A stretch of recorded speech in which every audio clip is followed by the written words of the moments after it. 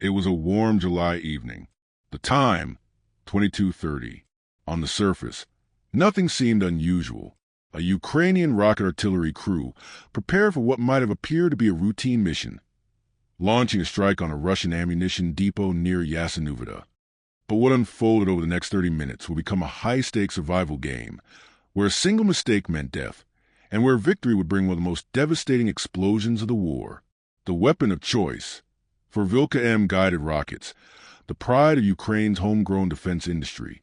Each missile weighed nearly 800 kilograms, with a warhead packed with 170 kilograms of high explosives.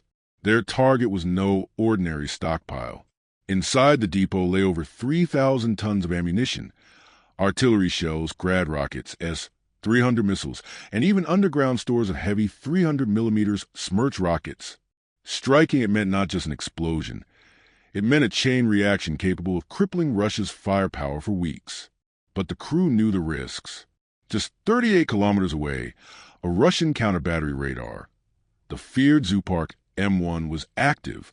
The moment the Ukrainians powered up their launch systems, the radar detected unusual activity and began calculating launch coordinates. That meant the countdown had already begun. 6 minutes. 6 minutes until Russian rockets would rain down on their position. Every decision from that moment forward was a race against the clock. The commander barked orders. The fire control operator entered coordinates into a military tablet through an encrypted channel. Normally, preparing a single missile took 3 minutes.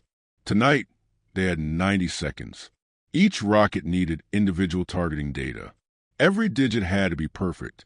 A single error, and the missile would fly into emptiness, while Russian counterstrikes zeroed in on their location. And then came a new challenge. Within minutes, Russian electronic warfare systems roared to life. GPS signals blinked out. The navigation tablet flashed warnings. Signal lost. Automatic guidance was gone. From now on, everything depended on the crew's training and the backup inertial systems inside the rockets. They had to launch blind, trusting their skills, trusting the weapon, trusting that they could survive long enough to finish. 6 minutes. For rockets, 1 chance. The crew had no time to think, only to act. The fire control officer's fingers flew across the tablet, punching in the last of the coordinates. One by one, the green icons on the console blinked to life, confirming that each of 4 Vilkha-M rockets was armed, aligned, and awaiting command. "First missile ready," the operator shouted. The commander gave a single word. "Fire!" The launcher shuddered. A column of flame tore the night sky as the first rocket thundered upward, vanishing into the darkness. Within seconds, the second was away, then the third. Each launch lit up the field like daylight, exposing the crew's position to every Russian radar and drone for kilometers around. By the time the 4th missile roared off its rails, Russian counter-battery radars had locked. The dreaded Zoopark system triangulated the launch coordinates.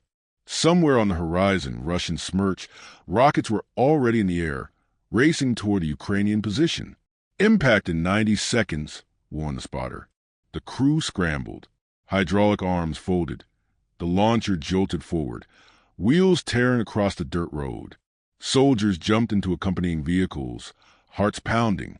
They had to clear the area fast. Staying meant certain death.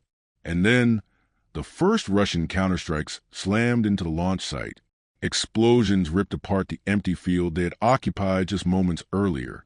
Fireballs rose into the sky, dirt and shrapnel showering down where the Ukrainian crew had stood less than 2 minutes before.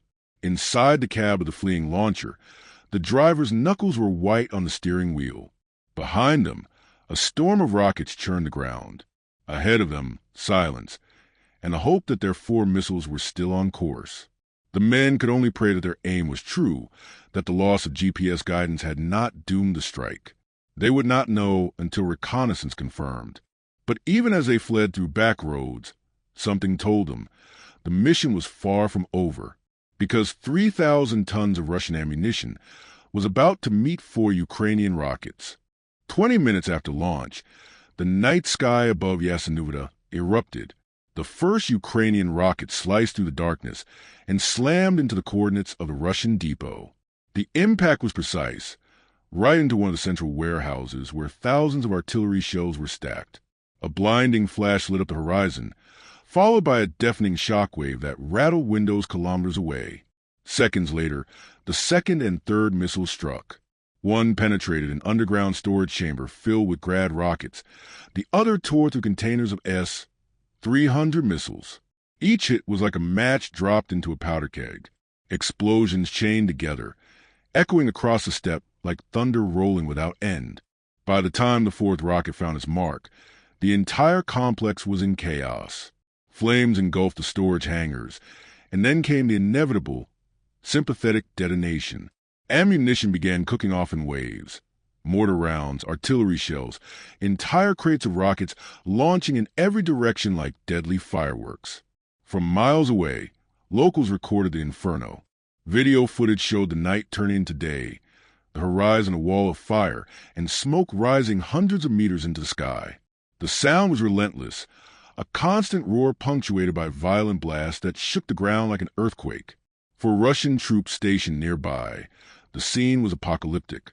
Soldiers fled in panic as munitions exploded around them, trucks and armored vehicles shredded by flying debris. Attempts to fight the fire were futile. Every crew that approached was forced back by the intensity of the blasts. The air itself shimmered with heat, smoke, and burning chemicals. And the explosions didn't stop. For hours, the stockpile continued to detonate, each secondary blast larger than the last.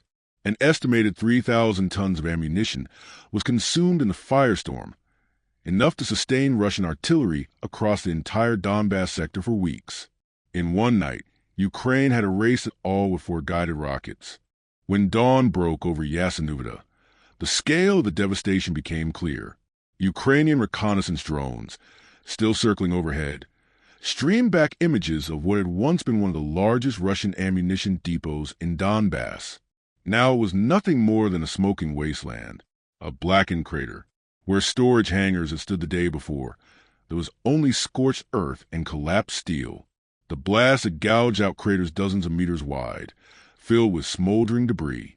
The air shimmered with heat even hours later, and columns of oily black smoke drifted skyward, visible for more than 30 kilometers. The Russian flag that once flew above the depot lay half buried in ash. 3,000 tons gone in a night. Military analysts estimated that at least 3,000 tons of munitions were lost, shells, rockets, even long-range missiles. To put that in perspective, it was enough to supply entire artillery brigades for weeks of continuous fire. Overnight, Russia's vaunted advantage in heavy guns had been crippled. Units at the front began reporting immediate shortages. Shelling that had been constant for months suddenly slowed, becoming sporadic and inaccurate. Frontline confusion.